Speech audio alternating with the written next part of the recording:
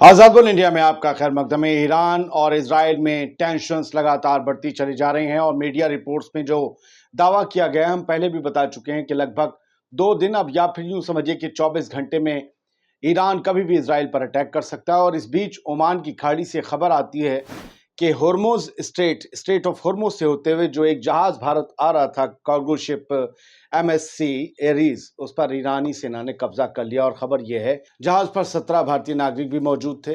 फिलहाल cargo ship MSC Aries के साथ ही ईरान के कब्जे में ये सभी नागरिक हैं। कार्गो शिप लंदन बेस्ड एक कंपनी का है। इसका मालिकाना हक एक इजरायली अरबपति के पास। ये तमाम स्टोरी हम आपको पहले दिखा चुके हैं, लेकिन डेवलपमेंट ये है कि भारतीय नागरिक ईरान के कब्जे में है। घटना के बाद इजरायली सेना के प्रवक्ता डैनियल हगारी ने कहा कि हम किसी भी तरह के हमले पर चुप नहीं बैठेंगे, क्योंकि ये जहाज इजराइल से ताल्लुक रखता है। डैनियल हगारी को बोलना पड़ा और उन्होंने ये भी कहा कि इसका जवाब दिया जाएगा। इधर भारत समेत 6 देशों अमेरिका, ब्रिटेन, रूस, फ्रांस और जर्मनी ने अपने तमाम नागरिकों के लिए एक एडवाइजरी जारी की है और इन सब से ईरान और इजराइल का सफर न करने को कहा है। खबर यह है कि जो ये जहाज कब्जे में लिया है ईरान ने, इस घटना के बाद भारत डिप्लोमेटिक चैनल्स के जरिए ईरान से लगातार कांटेक्ट में है। सिक्योरिटी सिचुएशन को देखते हुए भारतीय बंधकों को छुड़ाने की कोशिश की जा रही है, लेकिन भारत अगर उन्हें छुड़ाने में नाकामयाब रहता है तो क्या वो ईरान के खिलाफ इजराइल का साथ देगा? वैसे एक सवाल यह भी है कि ईरान और इजराइल में अगर जंग हो गई तो भारत पर इसका क्या असर पड़ेगा, दुनिया पर इसका क्या असर पड़ेगा? भारत पर इस जंग के साइड इफेक्ट जरा समझने की कोशिश कीजिए। ईरान इजराइल के बीच अगर जंग होती है, जिसके आसार हैं, तो इसका नेगेटिव इम्पैक्ट पड़ेगा भारत पर भी और महंगाई इससे बढ़ेगी। कच्चे तेल की कीमत $100 पर बैरल तक पहुंचने की उम्मीद जताई जा रही है। पिछले कुछ दिनों में कच्चे तेल की तेजी से घट रही कीमत से अच्छे लग रहे थे आसार, लेकिन अब महंगाई पर असर पड़ सकता है। ग्लोबल सप्लाई चेन भी इससे पूरी तरीके से प्रभावित हो सकती है। हालांकि लोकसभा इलेक्शंस के मद्देनजर भारत में अभी पेट्रोल डीजल की कीमत में फौरी तौर पर बढ़ोतरी की कोई आसार नहीं है।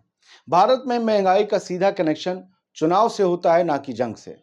अगर चुनाव करीब हों तो 4.5 साल तक कमर तोड़ने वाली बहुत सी चीजें भी भारत में सस्ती हो जाती है। अगर चुनाव करीब हो, खास तौर पर तेल हो, गैस हो और सारी चीजें ये सस्ती हो जाती हैं। इसलिए मेरा मानना है कि साल में 2 बार चुनाव होने चाहिए और किसी की भी पूर्ण बहुमत की सरकार तो नहीं बननी चाहिए। कम से कम आवाम को तो महंगाई से फायदा मिलेगा, क्योंकि 6 महीने में चुनाव होंगे अगर, तो सब चीजें सस्ती रहेंगी।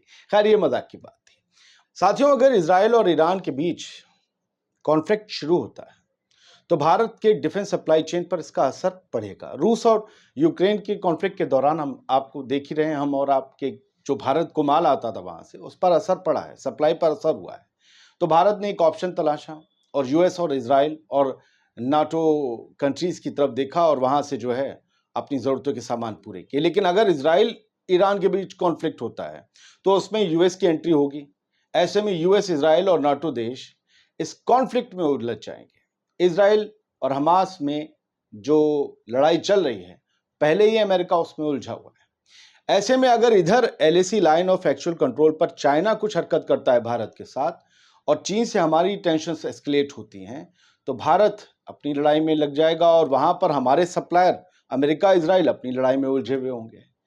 अगर इजराइल और ईरान दोनों भारत के लिए अहम हैं, तो फिर उनकी लड़ाई भी भारत के लिए अहम है। भारत का स्ट्रेटजिक सप्लायर है इजराइल। सेंट्रल एशिया रिपब्लिक और ईस्ट यूरोपियन देशों तक कनेक्टिविटी के लिए ईरान अहम है। इसीलिए भारत चाबहार पोर्ट में ईरान के साथ मिलकर काम कर रहा है, ईरान की जमीन पर पोर्ट बना रहा है ताकि सेंट्रल एशिया तक हमारा माल पहुंच सके। आपको पता है, उससे कुछ ही दूर पर, लगभग 40 किलोमीटर या नॉटिकल माइल्स मान लीजिए, उस दूरी पर ग्वादर का पोर्ट है। ग्वादर पाकिस्तान का पोर्ट है, चाइना और पाकिस्तान बना रहे हैं। इधर ईरान और इंडिया, हम चाह रहे हैं कि वो जो सिल्क रूट बन रहा है उसे काउंटर करें हम इस चाबहार से। लेकिन अगर ईरान और इजराइल की टेंशन्स एस्केलेट होती हैं और उनकी सीधी जंग होती है, तो मिडिल ईस्ट पूरा रीजन एक जंग में चला जाएगा, इंडल्ज हो जाएगा ना चाहते हुए। लेकिन और जो सप्लाई चेन है, और जो सप्लाई चेन के अलावा जो ट्रेड रूट है कच्चे तेल का, वो सबसे ज्यादा उस पर इम्पैक्ट होगा। तो इस लिहाज से देखें तो बड़ी महंगाई का दौर शुरू हो सकता है ईरान और जंग जो इजराइल के बीच मानी जा रही है उसके शुरू होते ही। हमारे यहाँ की हेडलाइंस भी एबीपी की देख लें। ईरान का इजरायली शिप पर कब्जा, 17 भारतीय भी हैं सवार, केंद्र सरकार ने की जल्द रिहाई की मांग। कुछ और खबरें ये कहती हैं कि इजराइल ने जो है अपने जहाज़ों से, जंगी जहाज़ों से ये पर्चियां गिराई हैं और इनमें जो आप फोटोज देख रहे हैं वो 35 लोगों के फोटोज हैं जो हमास के कब्जे में 7 अक्टूबर 2023 से हैं।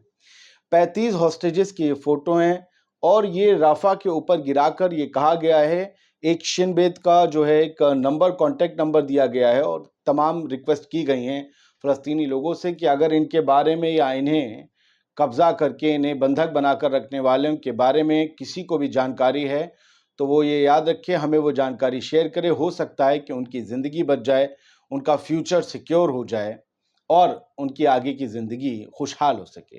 ये एक तरीके से इजराइल की धमकी है कि अगर इन लोगों का पता आपने नहीं बताया तो फिर आपकी जान भी जा सकती है, जैसे 33,000 लोगों की जा रही, जैसे 90% गजा तबाह हो गया है।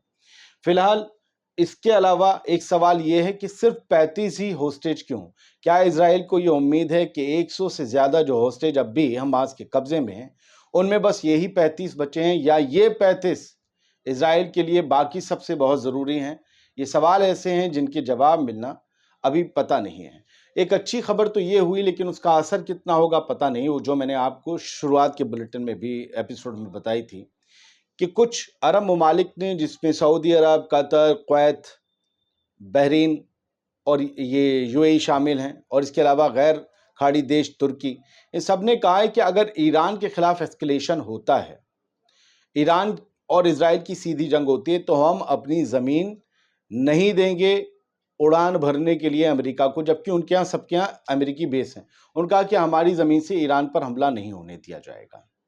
लेकिन ये कितना सच हो पाएगा ये पता नहीं, क्योंकि इससे पहले जब इराक से जंग लड़ने जा रहा था अमेरिका, तब भी इन ममालिक ने यही कहा था और इन सबको धता बताते हुए अमेरिका ने जो चाहा था वो किया। इन्हीं की ज़मीन का इस्तेमाल मुस्लिम ब्रदरहुड वाले मुल्क इराक पर हमला करके किया, इनकी ज़मीन का इस्तेमाल, और ये कुछ नहीं करता। लेकिन फिलहाल ये लोग अब क्या जो कोशिश कर रहे हैं उसका कुछ असर भी होगा।